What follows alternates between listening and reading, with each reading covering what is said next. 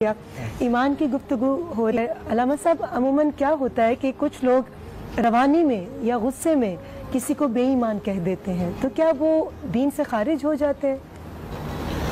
ہاں، مجھ سے فرما رہی ہیں؟ جی، دونوں سے، میرا دونوں علماء کرام سے، جو بھی آپ میں سے پہلے جواب دینا چاہیں۔ جی لکشمنی صاحب، یہ ہے کہ اگر کسی کو کافر کہا یا بے ایمان کہا، جی اگر وہ حقیقت نہیں ہے تو وہ کفر اور بے ایمانی اسی کی طرف لوٹے گی جس نے کہا وہ خود گنہگار ہے۔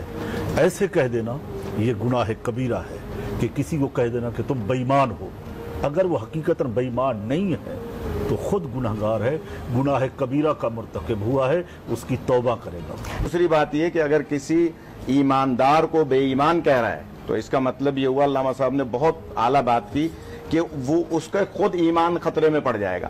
مگر میں یہاں ایک چھوٹی سی بات عرض کروں گا آپ کے اس پروگرام کے ذریعے سے، کہ نبی پاک صلی اللہ علیہ وآلہ وسلم کا نکاح پڑھایا حضرت ابو طالب علیہ السلام نے۔ سارے اعمال ان کے وہ ہیں کہ جو کل ایمان کے بابا، سبحان اللہ۔ اگر کوئی انہیں کافر کہہ رہا ہے تو اس کا مطلب ہے وہ اپنے آپ کو کفر کی طرف لے جا رہا ہے۔ سبحان اللہ، جزاک اللہ، جزاک اللہ۔ اس لیے کسی ایماندار کو کافر کہنا، اس کا مطلب ہے علامہ صاحب کے بقول وہ خود کفر میں جا رہا ہے۔ سبحان اللہ، کیا خوبصورت گفتگو۔ سبحان اللہ، بالکل تحقیق ہے اس میں، علماء کرام کی تحقیقات ہیں۔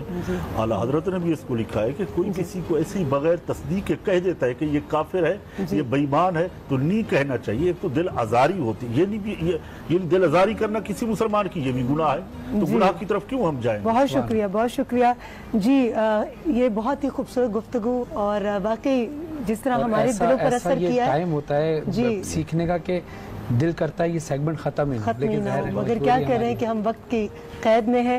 اس وقت لیں گے ایک چھوٹا سا بریک سے واپس آئیں گے تو ہماری ٹرانسمیشن کا سلسلہ بھی جاری ہے۔